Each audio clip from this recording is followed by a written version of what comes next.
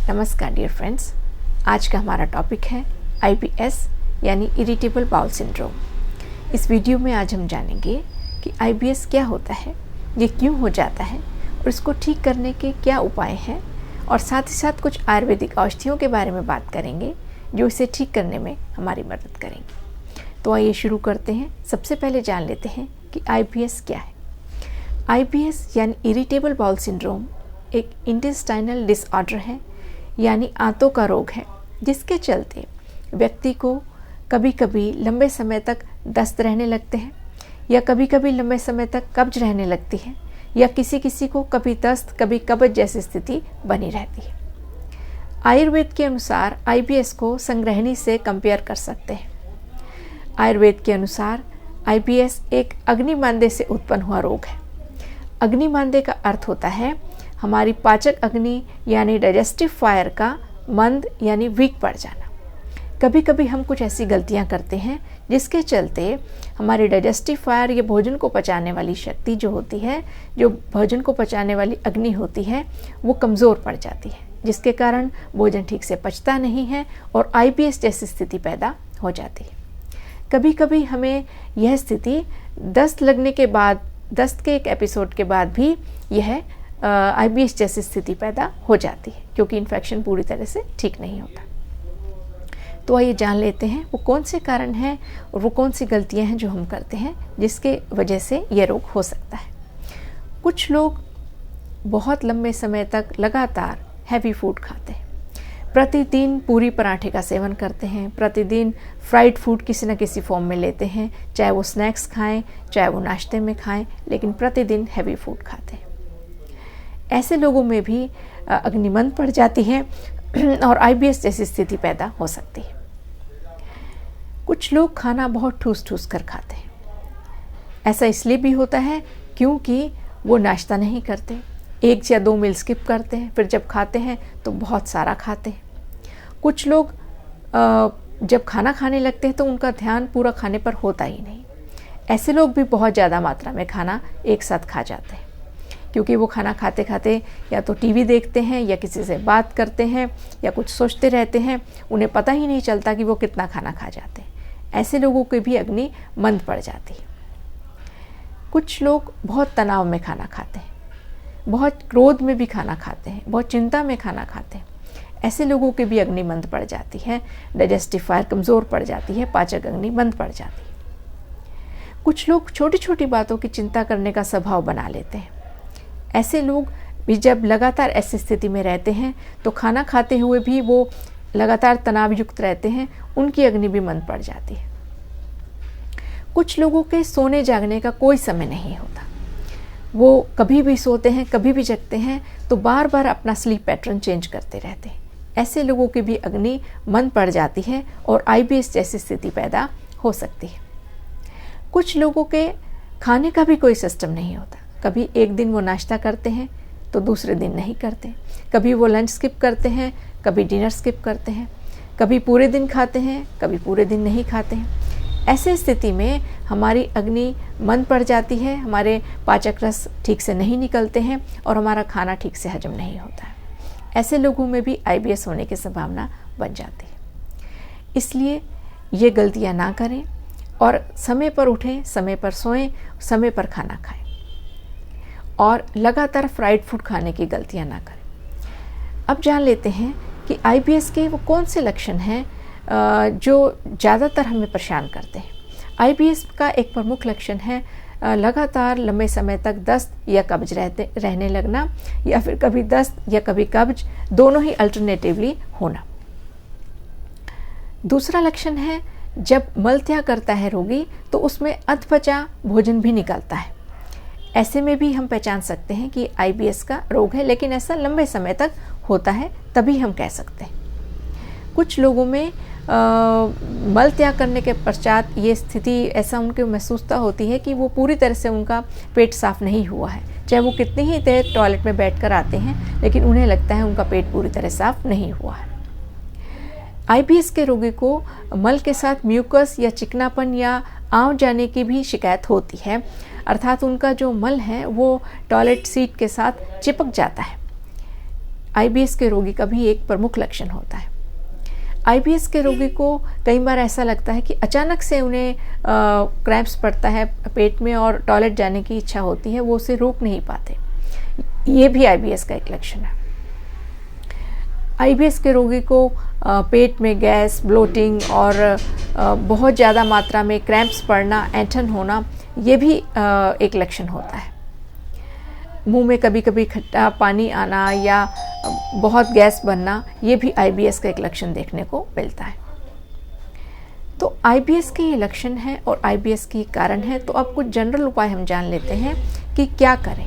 सबसे पहले तो ये जानने की कोशिश करें कि आपकी कौन सी ऐसी फूड हैबिट है जिसके चलते आपको आईबीएस हो रहा है। आप प्रतिदिन नोट करें कि आपने क्या ऐसा खाया था जिसकी वजह से आपको दस्त या कब्ज जैसी स्थिति हो रही है। कुछ लोग लैक्टोज इंटॉलरेंट होते हैं, उन्हें पता नहीं होता, वो लंबे समय तक दूध का सेवन करते जाते हैं। कुछ लोगों को शुगर से इंटॉलरेंस होती है, किसी भी तरह की शुगर, चाहे वो चीनी हो या फलों की शुगर हो, वो सहन नहीं कर पाते और लेते रहते हैं, तो उन्हें भी आईबीएस जैसी स्थिति रहती है। तो हमें ये जानना चाहिए कि हम कि क्या हमें दूध से तो इंटॉलरेंस नहीं है, क्या हमें चीनी से तो इंटॉलरेंस नहीं है। अगर ऐसा है तो हमें उसे अपनी डाइट से एलिमिनेट कर देना चाहिए, हटा देना चाहिए। या फिर अगर हम हैवी फूड ले रहे हैं तो उसे भी हमें हटाना चाहिए। आईबीएस के रोगी को दूध का सेवन नहीं करना चाहिए। अक्सर आईबीएस के रोगी को दूध डाइजेस्ट नहीं होता है, चीनी डाइजेस्ट नहीं होती है। आईबीएस के रोगी को फ्राइड फूड का सेवन भी नहीं करना चाहिए क्योंकि आंतें कमज़ोर हो जाती हैं और आईबीएस के रोगी जब फ्राइड फूड, तला भोजन लेते हैं तो उन्हें आईबीएस जैसी स्थिति या दस्त या कब्ज जैसी स्थिति पैदा हो जाती है।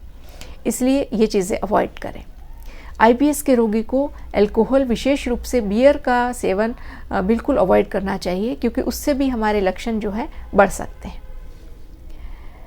अगर आईबीएस के रोगी तनाव युक्त हैं तो उन्हें बिल्कुल तनाव से दूर रहना चाहिए क्योंकि आईबीएस होने पर तनाव होना स्वाभाविक ही है, क्योंकि शरीर स्वस्थ नहीं रहता है और शरीर को पूरे न्यूट्रिएंट्स नहीं मिलते, तो शरीर कमज़ोर भी हो जाता है, वजन भी गिर जाता है, तो तनाव भी स्वाभाविक हो जाता है।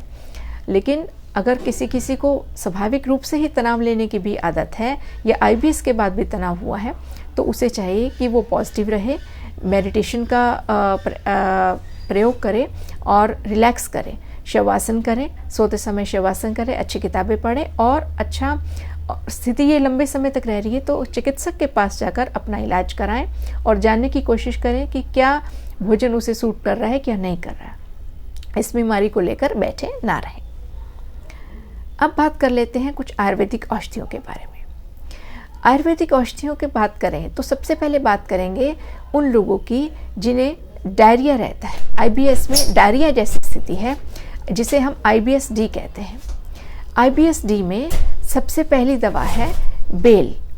बेल की हम वटी भी खा सकते हैं, बेल टेबलेट के नाम से जानते हैं, या बेल का चूर्ण भी खा सकते हैं जिसे हम बिलवादी चूर्ण के नाम से जानते हैं।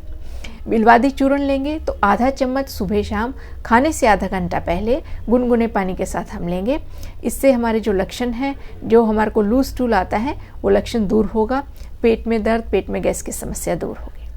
अगर हम बिलवादी चूर्ण नहीं लेते, इसकी जगह सिर्फ टेबलेट लेते हैं, तो बेल की टेबलेट के नाम से ये कई आयुर्वेदिक कंपनियां बनाते हैं। इसकी एक एक गोली सुबह शाम आप लें और खाना खाने से आधा घंटा पहले ले लें। इससे भी वही फ़ायदा होगा जो बेल के चूर्ण से होता है। पेट में दर्द, गैस बनना और लूज स्टूल होना, ये दूर होगा। साथ ही साथ जिन्हें डायरिया है, IBS-D जैसी स्थिति है, वो खाना खाने के आधे घंटे के बाद एक और औषधि लें जिसका नाम है कुटजघनवटी। कुटजघनवटी एक आयुर्वेदिक औषधि है। कई कंपनियां इसे बनाती हैं, किसी भी कंपनी की आप ले सकते हैं। इसकी 2-2 गोली सुबह शाम खाने के आधे घंटे बाद आप लें, आपको सभी लक्षणों में फ़ायदा होगा। अब बात कर लेते हैं जिन लोगों को कब्ज जैसी स्थिति है, IBS-C है।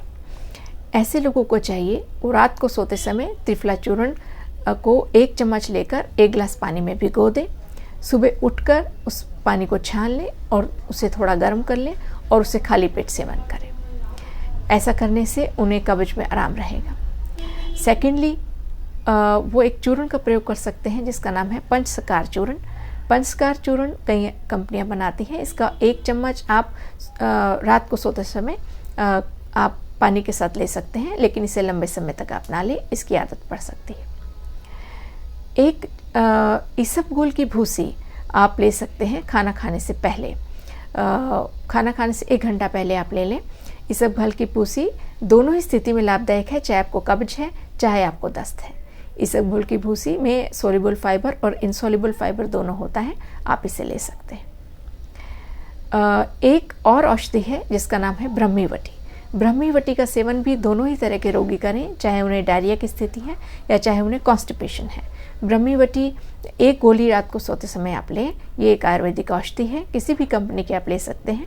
1 गोली रात को सोते समय लें, इससे स्ट्रेस दूर होगा और स्ट्रेस दूर होने से हमारा जो है IBS में कई लक्षणों में इससे इम्प्रूवमेंट मिलेगी। अब बात कर लेते हैं कि फाइबर की। फाइबर एक इम्पॉर्टेंट फैक्टर है। IBS में जिन लोगों को डायरिया है, जिन लोगों को लूज स्टूल आता है या दस्त रहते हैं, उन लोगों को चाहिए कि वो फाइबर कम लें। अब फाइबर किस रूप में हमें मिलता है? फाइबर हमें जो कह सकते हैं कि वैसे सभी फल और सब्जियों में फाइबर होता है। इनका कम से कम आप अगर फल खाते हैं तो इसको छिलक समेत ना खाएं। और जो होल ग्रेन्स हैं, सपोज राजमा है या साबुत अनाज है, साबुत दालें हैं, इनका सेवन आप ना करें। इनमें फाइबर होता है, अत्यधिक मात्रा में होता है। तो जिन्हें डायरिया है वो फाइबर कम लें। जिन्हें डायरिया नहीं है, कॉन्स्टिपेशन है, वो फाइबर ले सकते हैं।